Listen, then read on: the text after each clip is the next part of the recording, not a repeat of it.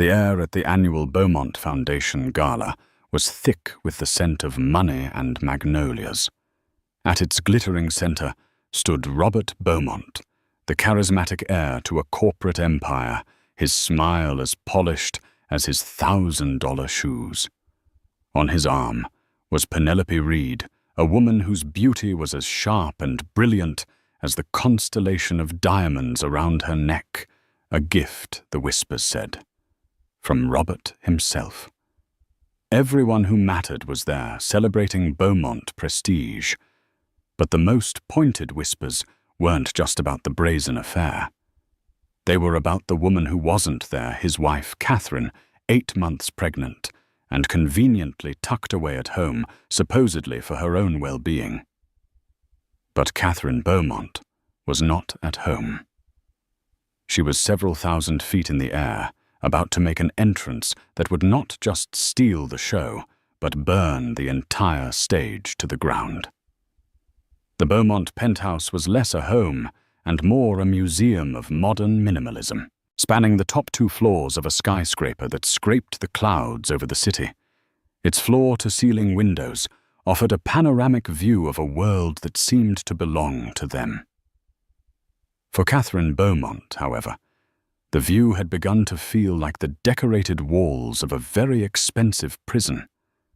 Her marriage to Robert had in the beginning been a whirlwind of passion and promise.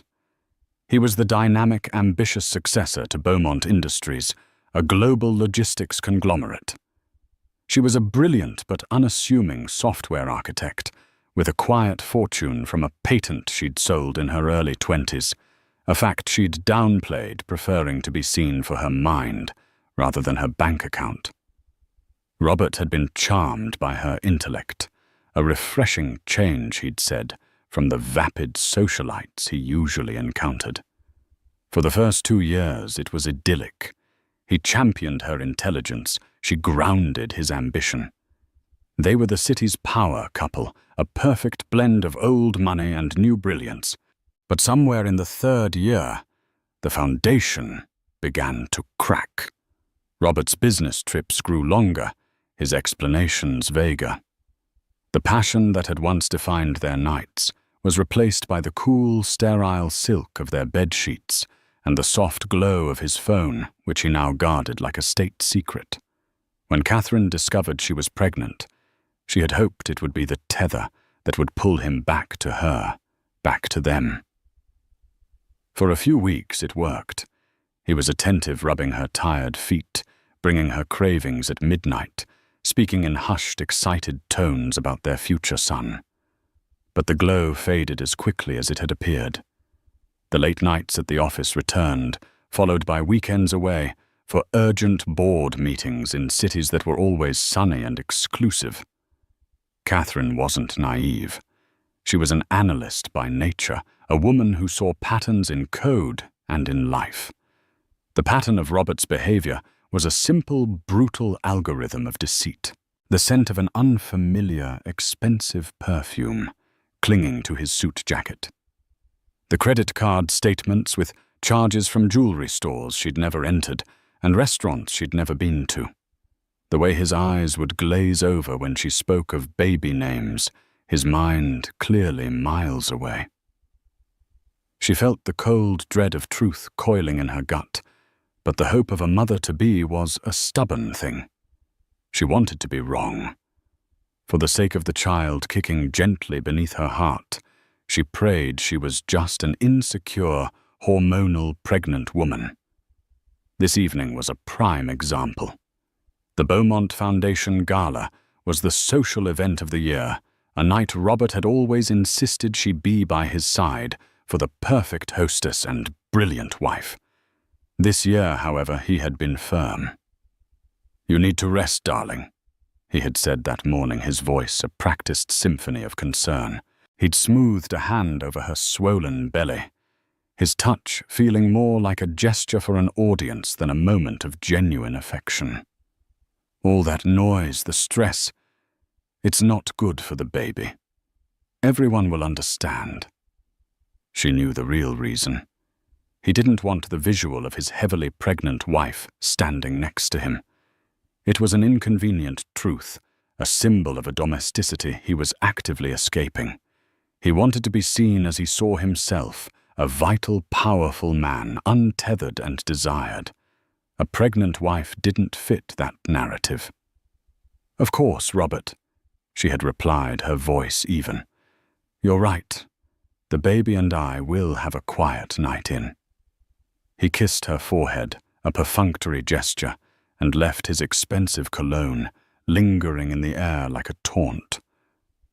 She watched from the window as his sleek black car pulled away from the curb, a chariot taking him to another life.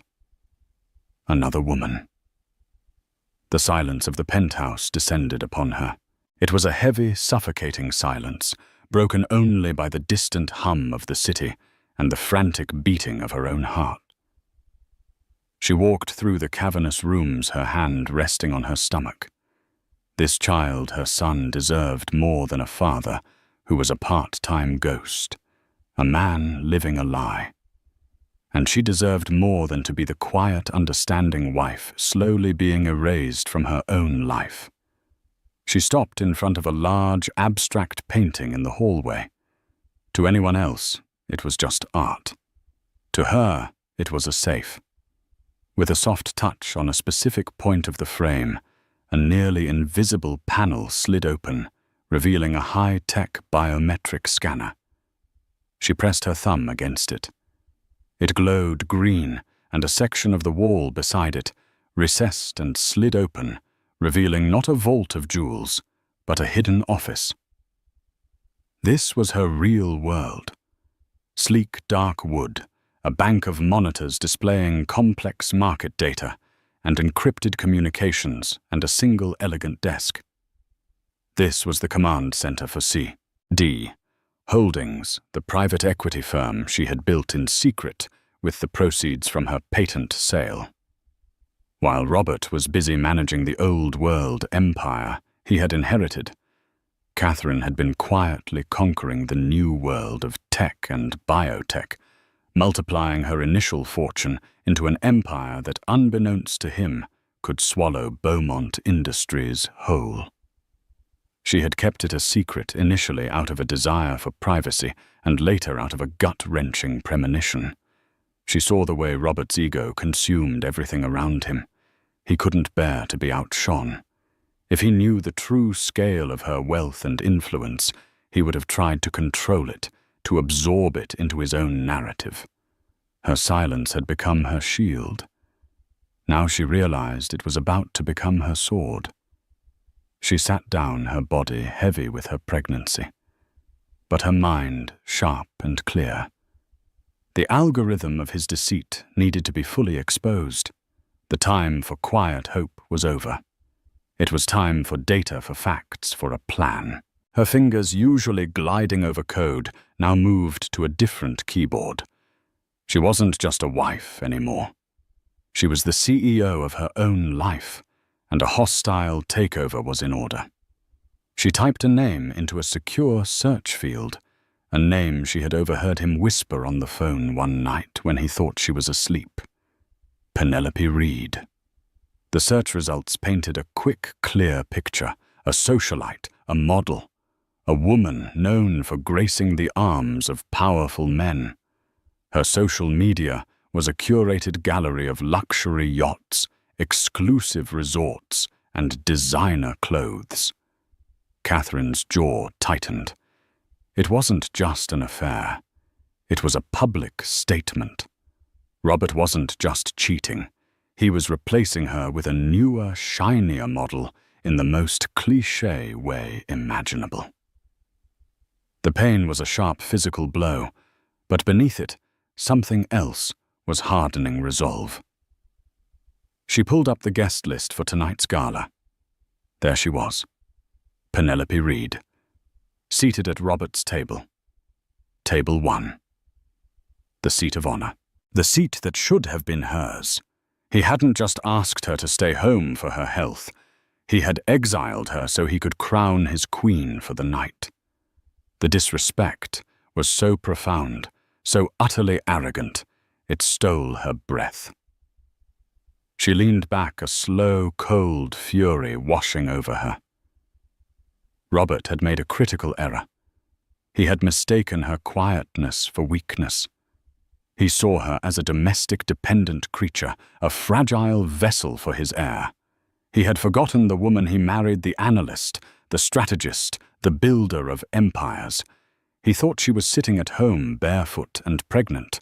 He had no idea she was sitting in a command center with the resources to track his every move, unravel his every lie, and dismantle his entire world. The gala was his stage. He intended to be the star.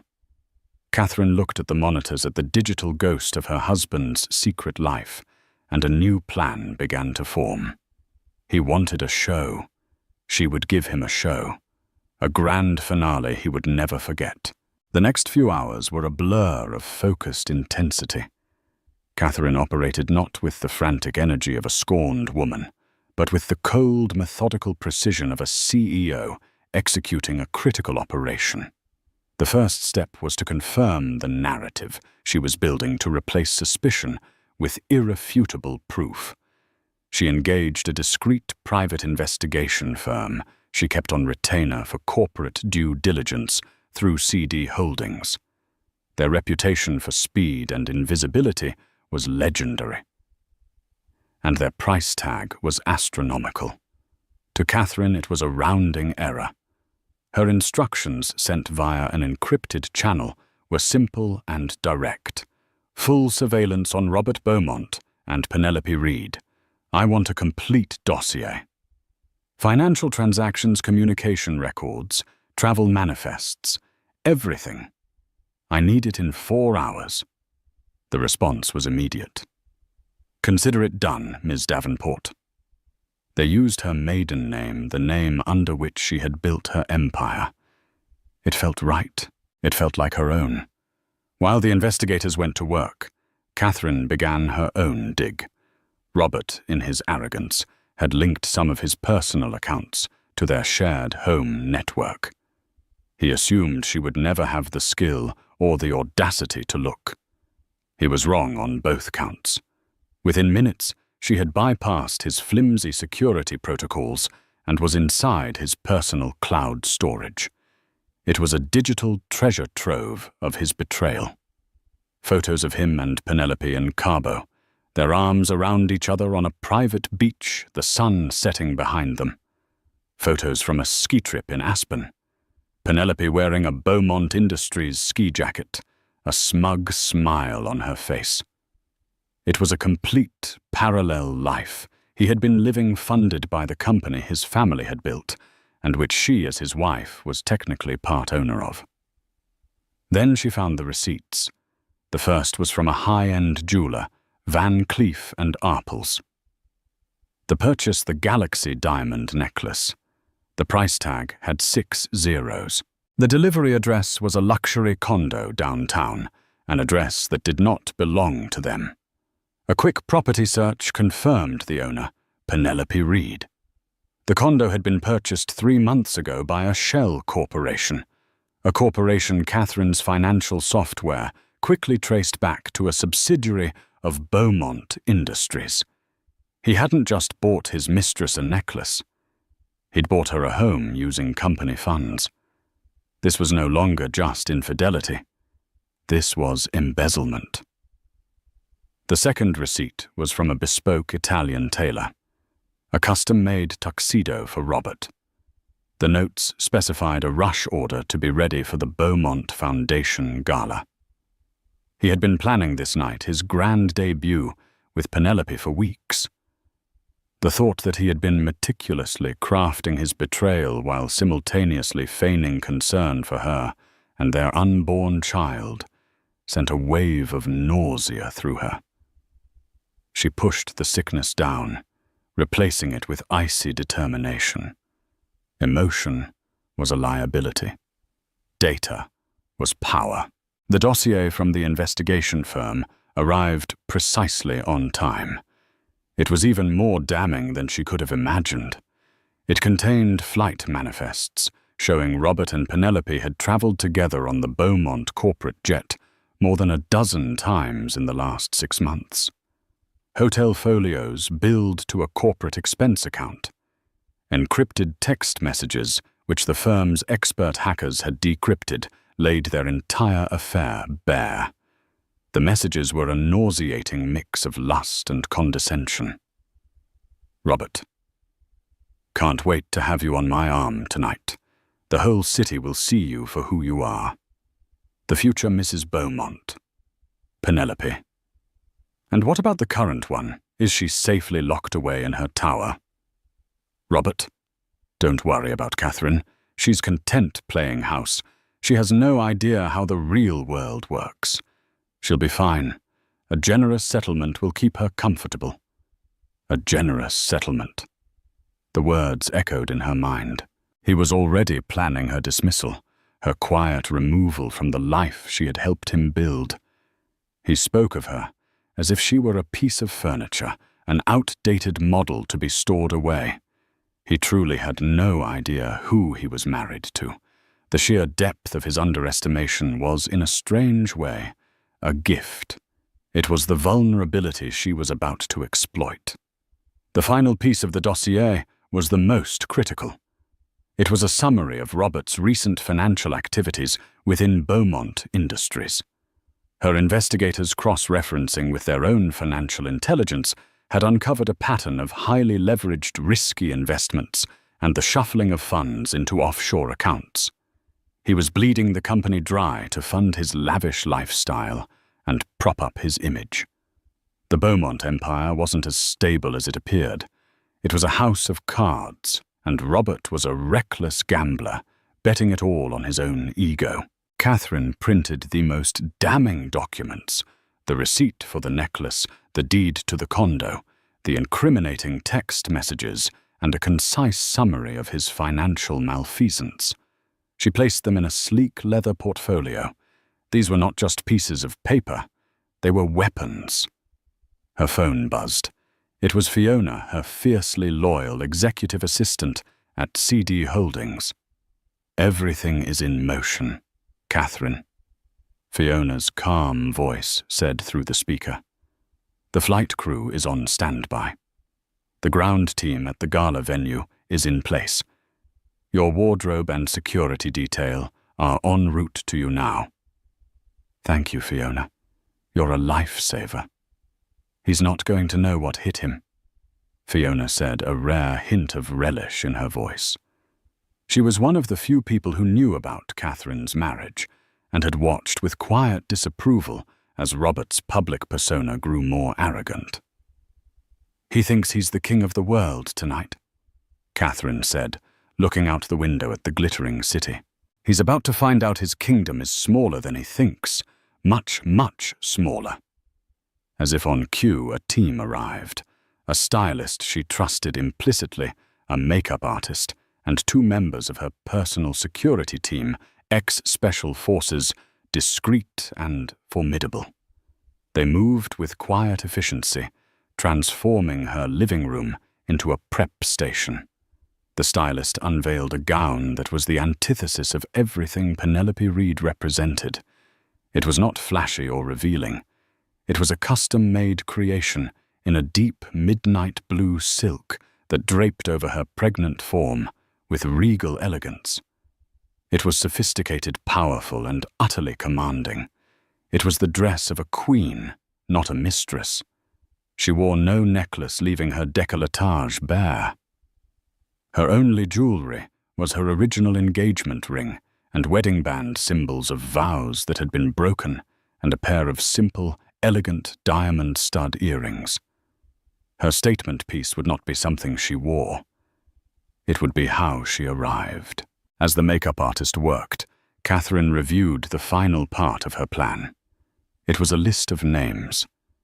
The key members of the Beaumont Industries Board of Directors, major investors, and the city's most influential media figures. All of them were at the gala tonight. Her audience. The time for hiding was over. The time for quiet suffering was over. Robert had built his identity on the Beaumont name, on the illusion of power and success. She was about to introduce him to a new kind of power, real self-made, and utterly unassailable. He had written her out of his story for the evening. She was about to write herself into his as the final devastating chapter.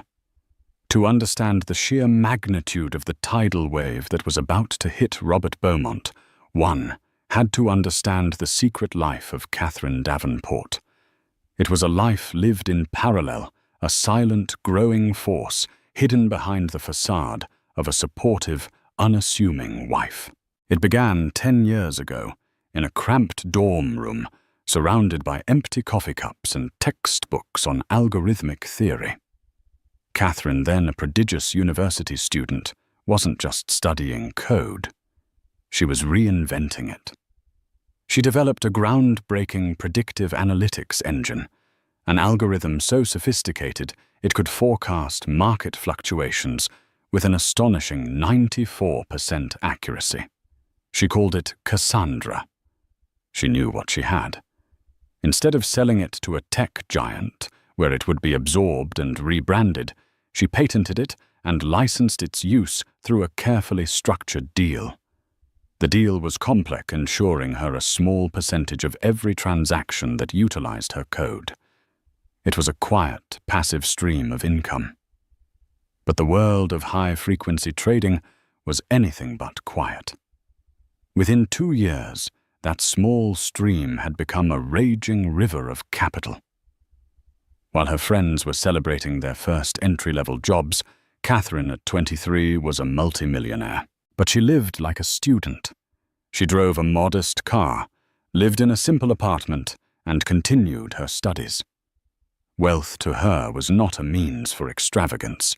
It was a tool for creation. This was when she founded CD Holdings.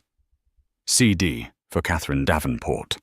It was her ghost company, an entity with no public face registered through a series of international holding structures that made its true ownership nearly untraceable to a casual observer. Her first move was not to buy a yacht or a mansion, but to hire a team of the smartest, hungriest financial analysts, lawyers, and strategists she could find. She paid them obscenely well and demanded absolute loyalty and discretion. Her philosophy was simple: invest in the future, not in fads.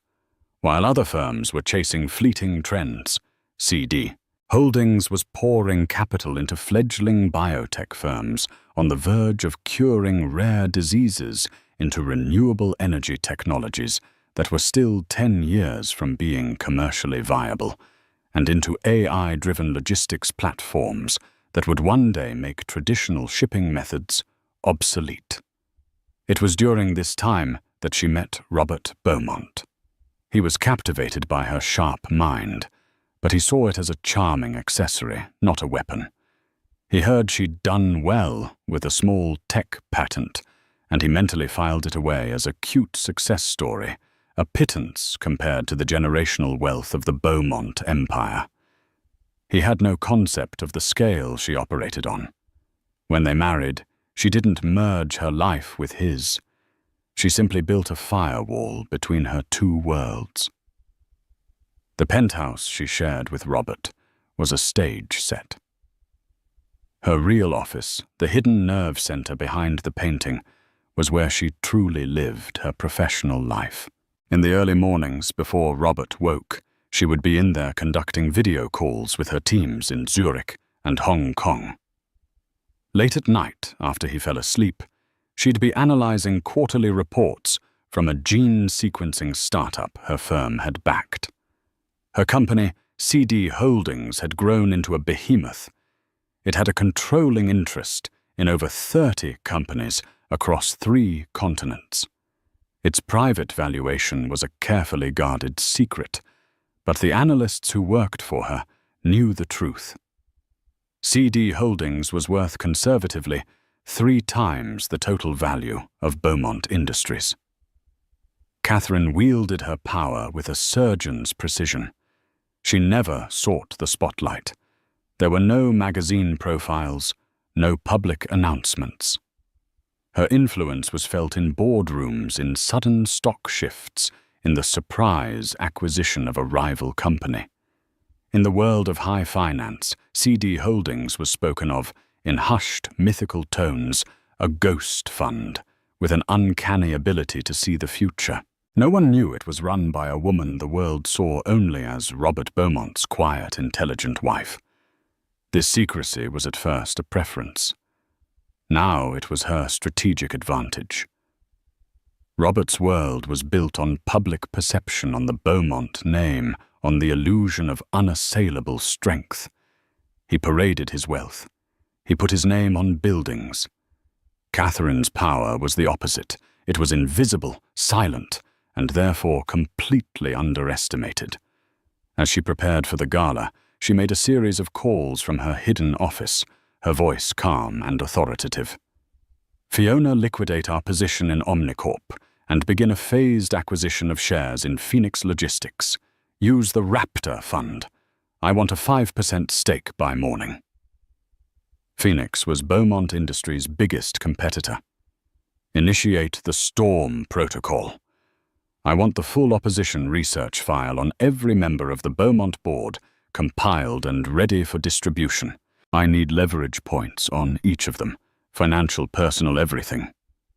Contact Antoine. Tell him I need him and his team at the gala. I want high-definition footage of everything, especially the board members' reactions. This needs to be documented. Antoine was a former investigative journalist who now ran her corporate media strategy team. Each command was a chess piece moving into position. Robert thought he was playing checkers, moving his king and queen around for show.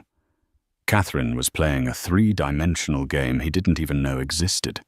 Her greatest asset was not just her money, but her information network. The Cassandra algorithm had evolved.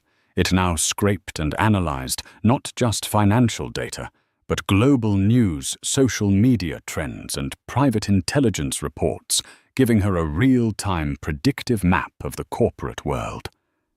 It had flagged the instability in Beaumont Industries months ago. It had shown her Robert's reckless spending, his siphoning of company funds. She had known he was a problem long before she knew about Penelope. The affair was not the disease. It was merely a symptom of the deep-seated rot of his ego and arrogance. She looked at a live satellite image on one of her screens. It showed a sleek silver Gulfstream G650 sitting on a private runway just outside the city. Her jet, the Odyssey. It was a flying office equipped with the same secure communication technology as her command center. Robert knew she had access to a private jet through her family inheritance as he thought of it, but he imagined it was some small chartered plane she used occasionally. He had never seen the Odyssey. He had no idea it was a symbol of her true autonomy. Tonight, the Odyssey would not be just a mode of transport. It would be a declaration of independence, a declaration of power. The stylist put the finishing touches on her hair, a simple but elegant chignon. The makeup artist gave a final nod. Catherine stood up, the midnight blue silk flowing around her. She was no longer just Catherine Beaumont, the wronged wife. She was Catherine Davenport, the founder and CEO of CD Holdings, a self-made billionaire, a silent titan of industry. She walked out of her hidden office, the wall sliding shut behind her, sealing her secret world. She placed a hand on her belly, feeling the strong, steady kick of her son. This was for him, to show him that his mother was not a victim. She was a force of nature. Robert had wanted her to stay home, to be small, to be invisible. But a storm was not something you could lock in a penthouse. A storm was coming for the Beaumont Foundation Gala, and it was about to make landfall. The Beaumont Foundation Gala was in full swing. Held in the grand ballroom of the city's most historic hotel, it was an exercise in performative philanthropy. Crystal chandeliers, each the size of a small car, cast a golden glow over the 1,000 or so guests.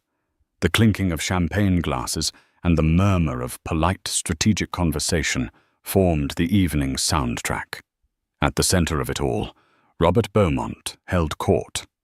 He was in his element, moving through the crowd with an easy confidence, a hand on a senator's back, here, a shared laugh with a banking CEO there.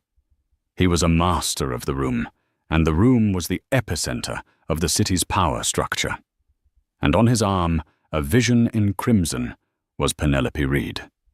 Her dress was a daring, figure-hugging sheath of red silk that left little to the imagination. Around her neck, the galaxy diamond necklace glittered malevolently, catching the light and the envious stares of everyone it passed. She was a beacon of defiance, a walking, talking trophy of Robert's conquest. "Robert, darling," a portly real estate developer boomed, clapping him on the shoulder. "Daring of you, I must say. Where's Catherine tonight? Feeling under the weather?" Robert smiled, a smooth, practiced expression of concern. "The pregnancy has been a bit taxing on her," he said, his voice laced with false sympathy. "The doctor's orders were strict, complete rest. She was heartbroken to miss it, of course, but the baby's health comes first." Penelope, standing beside him, offered a small, demure smile. "It's so important to be careful at that stage," she added, her voice dripping with insincerity. Her hand tightened on Robert's arm, a subtle act of possession. The lie was so effortless, so convincing, that the developer nodded in understanding. Of course. Family first. Well, you're doing a fine job of representing the Beaumont name tonight." His eyes flickered to Penelope and the diamonds, and a knowing smirk played on his lips. This was the narrative Robert was carefully crafting, the dutiful husband forced to attend his own gala without his ailing pregnant wife, accompanied by a close friend to keep his spirits up. It was a flimsy, transparent lie, but in a room built on such deceptions, it was accepted with a nod and a wink. He was getting away with it, and he was reveling in the audacity of it all. His confidence swelled with every handshake, every toast. He felt invincible. Catherine was at home, isolated in their glass tower, probably watching some mindless television show, blissfully unaware. He had successfully managed his two worlds, keeping them perfectly separate. Tonight was a celebration of that success. Gregory Roberts' longtime friend and a senior VP at Beaumont Industries pulled him aside near the Raw bar. "Rob, are you sure about this?" he murmured, his eyes darting nervously towards Penelope. "This is bold. The board members are all here. They're noticing." Robert waved a dismissive hand. "Gregory, relax. It's the 21st century. People have affairs.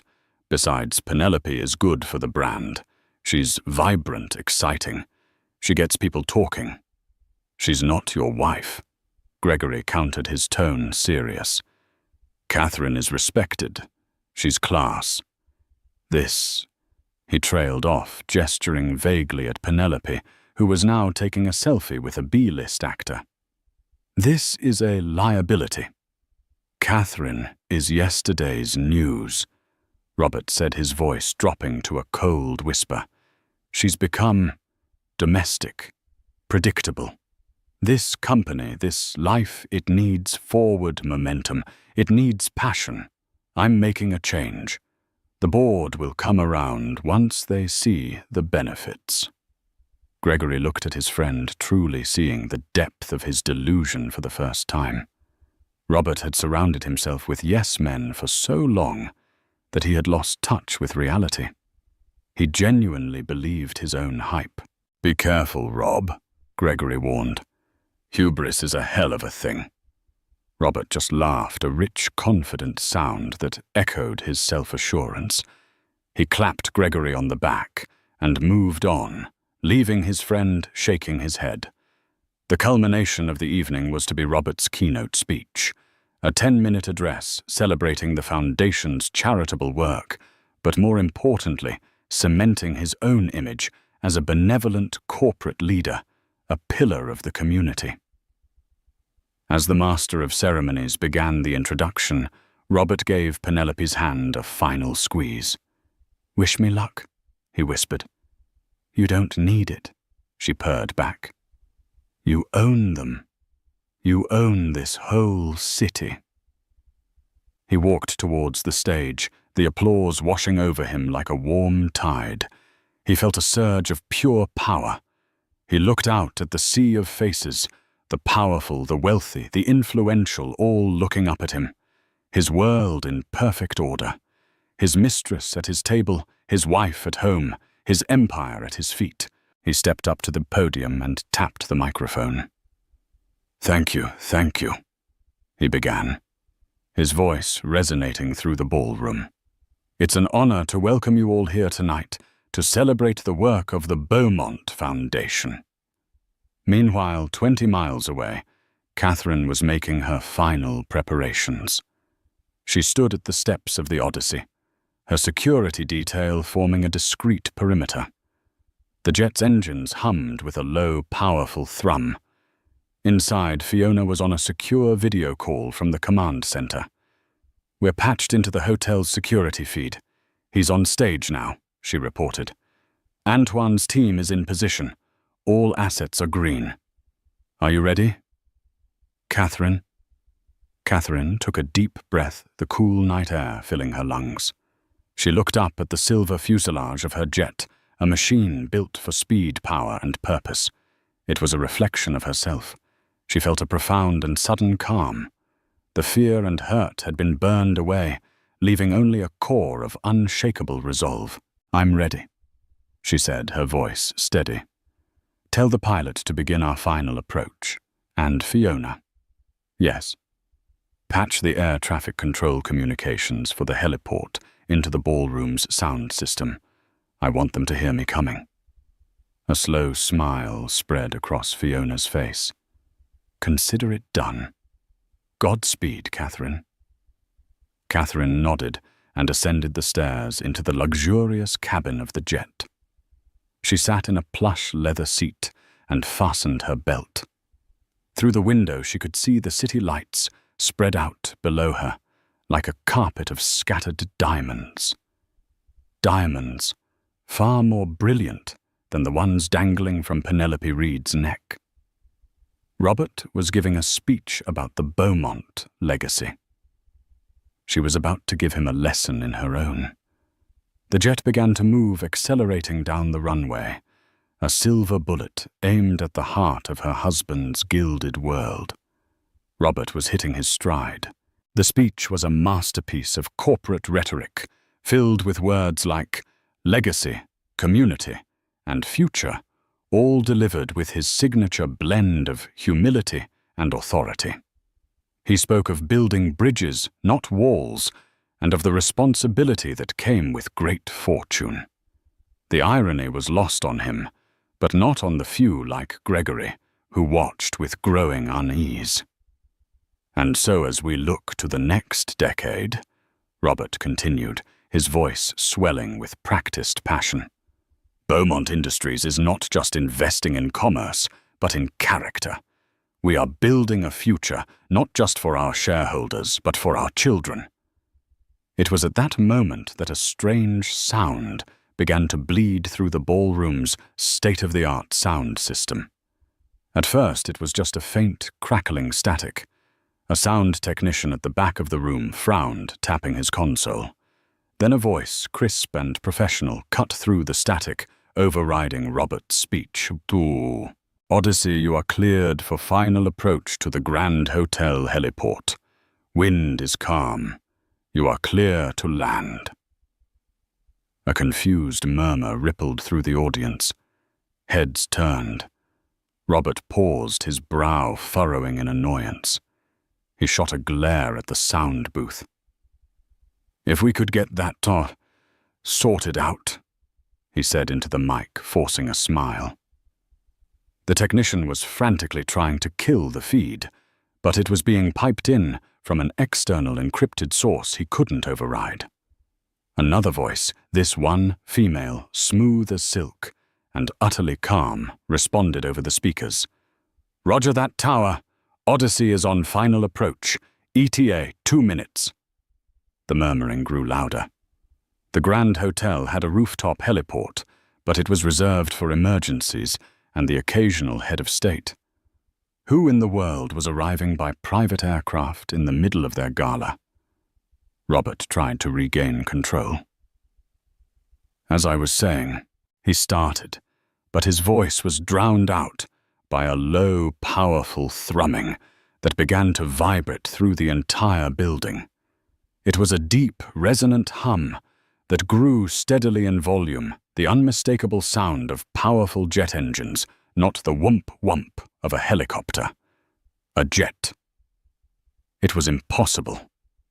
No jet could land on a rooftop helipad, unless it was a VTOL, a vertical takeoff and landing jet, a piece of military-grade technology so rare and expensive in the civilian world as to be almost mythical.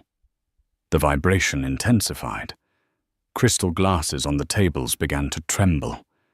Every eye in the room was now wide, looking up at the ceiling, as if expecting it to crack open. Robert's speech was forgotten. His composure was cracking. What was happening? This was his night, his stage. Outside the Odyssey, a custom-modified marvel of aeronautical engineering was executing a perfect computer-assisted vertical descent. Its powerful engines pivoted, directing their thrust downwards, holding the sleek silver jet in a perfect controlled hover before it settled onto the reinforced helipad with a gentle sigh of hydraulics. Inside the ballroom, the doors at the far end swung open. 2 men in sharp dark suits, Catherine's security detail, entered and took up positions, their presence professional and intimidating. The crowd fell into a stunned silence, and then she appeared. Catherine Beaumont walked into the ballroom as if she owned it. The midnight blue silk of her gown flowed around her, a river of elegance. Her pregnancy was not a vulnerability, but a statement of regal maternal power. Her face was serene, her eyes clear and focused. She projected an aura of such absolute, unshakable authority that the air in the room seemed to crackle around her. She didn't look at the crowd. Her gaze was locked on one person, her husband standing frozen on the stage, his face a mask of disbelief and dawning horror. The silence was broken by a collective gasp. Whispers erupted like wildfire. "Is that Catherine? I thought she was sick. My God, did she just arrive in that thing to look at her. She looks incredible." Penelope Reed at table 1 shrank in her chair. The crimson of her dress suddenly seemed garish, her diamonds tawdry. She was a cheap imitation, standing in the presence of the genuine article. She looked from Catherine to Robert and back again, her face pale with shock and sudden gut-wrenching fear. Catherine walked slowly, deliberately down the central aisle. Her path was a straight line to the stage. People didn't just get out of her way. They seemed to press back, creating a wide corridor for her, as if acknowledging the passage of true power. She stopped at the foot of the stage, looking up at Robert. The entire room held its breath. This was a confrontation of epic proportions, a public spectacle beyond anyone's wildest imagination. Robert finally found his voice, a strained, choked whisper into the microphone. "Catherine, what are you doing here? I told you to rest." Catherine's lips curved into a small, cold smile. She didn't raise her voice. She didn't need to. Her words, calm and precise, carried across the silent room. "You're right, Robert," she said, her voice like chips of ice. "You did tell me to rest. You also told me you were going to a board meeting in Geneva last month, but your corporate jet's flight plan, which I have a copy of, says you were in a private villa in Lake Como." She paused, letting the words land. "With her." She didn't even glance at Penelope, denying her the dignity of a direct acknowledgement. The implication was clear. Penelope wasn't a rival. She was a footnote, an insignificant detail in a much larger betrayal. Robert's face went white. He was speechless. Catherine's gaze swept over the audience, meeting the eyes of the board members, the investors, the media. "My husband speaks tonight of legacy and character." She continued, her voice gaining strength. "So let's talk about character. Let's talk about the character of a man who uses Beaumont Industries as his personal piggy bank to buy his mistress's $1 million necklaces." She held up her hand, and on a massive screen behind the stage, which was supposed to be displaying the Beaumont Foundation logo, an image suddenly appeared. It was a crystal-clear copy of the receipt for the Galaxy necklace. A wave of shocked murmurs swept the room. Or the character of a man who buys them luxury condos with company funds funneled through offshore shell corporations. The image on the screen changed to the deed of Penelope's condo, with the shell corporation's name circled in red. Robert stumbled back from the podium, his hand clutching his chest as if he'd been physically struck. "Catherine, stop. This is not the time or the place." "This is the perfect time and place," she retorted, her voice ringing with authority. "This is your stage, Robert. You invited all these people here to witness your success, so let them witness all of it." She took a step closer to the stage, her presence commanding and absolute. "You see, you all think of me as Catherine Beaumont, the wife. You've made the same mistake my husband made. You've underestimated me." She looked directly at Harold Lancaster, the most senior member of the Beaumont board. "Mr. Lancaster, you're concerned about the company's Q3 performance drop. I can tell you why it dropped. It dropped because our CEO has been leveraging company assets to cover massive losses from his personal high-risk commodities trading, while simultaneously embezzling funds to the tune of $50 million over the last year to support a lifestyle he can't actually afford." The screen behind her flickered again, now displaying a complex but damning flowchart of money transfers from Beaumont corporate accounts to a series of offshore entities. The ballroom erupted. The illusion of Beaumont power and prestige had not just been cracked, it had been atomized in a matter of minutes. Catherine let the chaos swell for a moment before she delivered the final devastating blow. "My name," she announced, her voice cutting through the noise, "is Catherine Davenport, and CD Holdings, the private equity firm that just this morning became the majority shareholder in your chief competitor, Phoenix Logistics, is my company." Checkmate. The sound in the room died instantly. All that was left was the ringing silence of total world-shattering shock. Robert Beaumont stared at his pregnant wife. This woman. He thought he knew this quiet domestic creature he had so carelessly discarded. He wasn't looking at his wife. He was looking at the woman who had just destroyed him. The silence in the ballroom was a living thing, heavy and absolute. For a long-stretched moment, no one moved. No one spoke. The only sound was the faint hum of the chandeliers. The images on the screen behind the stage, the receipts, the deeds, the money trail remained a digital testament to Robert's ruin. Robert stood on the stage, a statue of a man. The blood had drained from his face, leaving it a sickly, waxy grey. His charismatic smile was gone, replaced by a slack-jawed expression of utter incomprehension.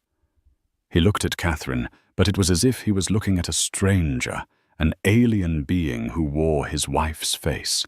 The intricate web of lies he had so carefully woven had been torn apart with such brutal efficiency that his mind simply couldn't process it. Catherine, her part played, turned from the stage. She did not give her husband a final, scornful look. She gave him nothing. Her dismissal of him was total. She turned her attention to the board members of Beaumont Industries, who were huddled together at their table, their faces a mixture of fury, panic, and dawning realization. She walked towards them, and they watched her approach as if she were a predator. "Mr. Lancaster," she said, her voice low and even, addressing the chairman. "I trust you and the rest of the board will be calling an emergency meeting first thing in the morning. You have a CEO to remove and a criminal investigation to cooperate with." She placed the leather portfolio she had carried in on their table. "This contains everything my investigators found. I suggest you give it to the SEC before they come asking for it." Lancaster, a man in his 70s who had seen decades of corporate warfare, could only nod, his face ashen. He had been played, they had all been played by Robert's charm, and now they were facing the abyss. Catherine's gaze then fell upon Penelope Reed. The mistress was a broken figure, her bravado shattered. The diamonds around her neck, once a symbol of triumph, now felt like a slave's collar. She was trying to make herself invisible, but Catherine paused by her table. She still did not look directly at Penelope. Instead, she spoke to the air just above her head. "Those jewels and the apartment they were delivered to are assets of the Beaumont Corporation, purchased with stolen funds. Their legal team will be in touch to arrange for their recovery." She let that sink in. "I'd advise you to hire a good lawyer. You're a material witness in a major fraud case."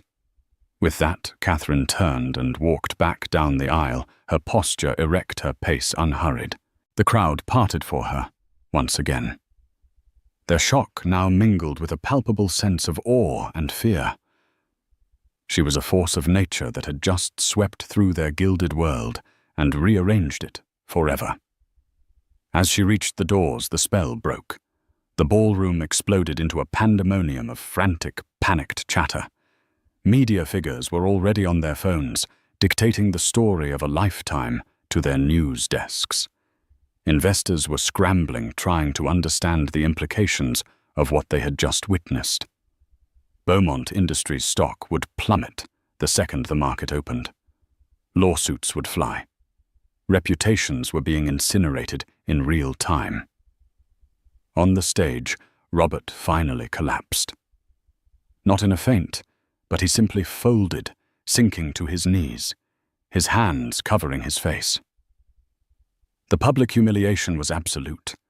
He had lost everything: his company, his reputation, his freedom, his wife, his unborn child, in the space of 10 minutes, on the very stage he had chosen for his coronation. Gregory, his face etched with a mixture of pity and disgust, was the only one who went to him. He put a hand on his friend's shaking shoulder. "It's over, Rob," he said softly. "It's all over." Catherine didn't look back. Her security team escorted her out of the ballroom and into a private elevator that took them directly to the rooftop. The Odyssey was waiting its engines, softly idling its cabin lights, a warm, welcoming glow against the dark sky. As she stepped back into her jet, the chaos of the ballroom faded away. The door hissed shut, encasing her in a cocoon of quiet and control. She sank into the soft leather seat, and for the first time that night, she allowed herself to feel. It wasn't triumph she felt, not in the way she had expected. There was no joy in Robert's destruction, only a profound and weary sadness. Sadness for the man he could have been, for the marriage they could have had. But woven through the sadness was a thread of steel, the fierce, liberating clarity of her own strength. She had not acted out of revenge. She had acted out of necessity. To protect herself, to protect her company, and most of all to protect the future of the child growing inside her. She had severed the diseased limb to save the body. The jet lifted off the roof, rising smoothly into the night sky. Below her, the Grand Hotel was a hive of activity, flashing lights from news vans and police cars beginning to arrive. She was leaving that world behind a world of lies and performance and fragile egos. She keyed in a command on the console beside her chair, and a video screen lit up. It was Fiona back at the command center. "It's done," Catherine said, her voice tired but firm. Fiona's face was filled with admiration. "The news is already breaking. Beaumont, CEO, accused of massive fraud by heiress wife in gala showdown. They're calling you the Phantom CEO. They're all scrambling to figure out who Catherine Davenport is." "They'll know soon enough," Catherine said. "Let's prepare the official press release for CD Holdings for the morning. It's time to step out of the shadows." She ended the call and looked out the window as the jet banked, turning towards her private estate in the countryside, a sanctuary of peace and privacy far from the city's glare. She placed a hand on her belly. The baby kicked a small, reassuring thump. She was not just Catherine Beaumont or Catherine Davenport anymore. She was a mother, a creator, a survivor. She had faced the greatest betrayal of her life, not by crumbling, but by rising. She had taken the ashes of her marriage, and from them, she was building an empire for her son. The night was over, but her new day, their new day, was just beginning. 6 months later, the world was a different place. The name Beaumont was now synonymous with scandal. Robert, convicted of massive fraud based on Catherine's irrefutable evidence, was serving a 15-year prison sentence. His empire, Beaumont Industries, had crumbled into bankruptcy, its most valuable assets absorbed by Phoenix Logistics, a company now wholly owned by Catherine. Penelope Reed, after returning the diamonds and testifying against her former lover, had vanished into obscurity, a footnote in a story that was now legendary. Catherine Davenport, however, was just beginning. She had stepped out of the shadows, rebranding her vast holdings as Davenport International. The Phantom CEO was a phantom no more, but an icon of resilience whose story was a masterclass in strategy. Her new headquarters was not a sterile city skyscraper, but a sleek, sun-drenched campus built in harmony with the rolling hills surrounding it. It was here in her corner office that she now divided her attention between quarterly reports and the soft coos of her 4-month-old son Nicholas, who rested peacefully in a bassinet beside her desk. He was the center of her new universe, the why behind every decision. Her assistant Fiona entered quietly, holding a tablet. "It's done," she said softly. "The divorce is finalized. You're solely Catherine Davenport now." Catherine nodded, a quiet sense of closure washing over her as she looked at her son. The last tie to her old life was finally cleanly severed. "Thank you, Fiona, for everything." After Fiona left, Catherine lifted Nicholas into her arms, his small head resting against her shoulder. She walked to the large window overlooking the campus, where her employees, the world's brightest minds in tech and biotech, collaborated below. This was the empire she had built, one of integrity and innovation, not of ego and greed. For a moment she thought of Robert, not with anger, but with a distant pity for a man who measured his worth by what he could possess. He never understood that true power lay not in what you owned, but in what you could create. He had wanted to conquer a world she was now quietly helping to build. Nicholas gurgled, his tiny hand wrapping securely around her finger. Catherine looked down at him, her heart filled with a fierce, protective love. He would grow up knowing his mother's strength, and that his name, Davenport, stood for resilience. The storm had passed, clearing the ground for something better to grow. Holding her son, Catherine looked out at the horizon, not at the ashes of the past, but toward the bright, limitless promise of their future. Catherine's story is a powerful reminder that the deepest betrayals can sometimes become the catalyst for our greatest transformations. It's a testament to the fact that true strength isn't about the absence of pain, but about how we rise from it. She was underestimated, dismissed, and cast aside, but she never lost sight of her own worth. Instead of allowing herself to be a victim in someone else's drama, she became the master of her own destiny, reminding us all that the most formidable power is the power you build for yourself in silence, with intelligence and unbreakable will. If Catherine's story of strength and rebirth resonated with you, and if you believe in the power of turning adversity into triumph, please show your support. Hit that like button to let us know you enjoyed it. Share this video with someone who might need to hear a story of resilience, and most importantly, subscribe to the channel for more drama stories that will keep you on the edge of your seat. Your support allows us to keep bringing these narratives to life. Thank you for listening, and we'll see you in the next story.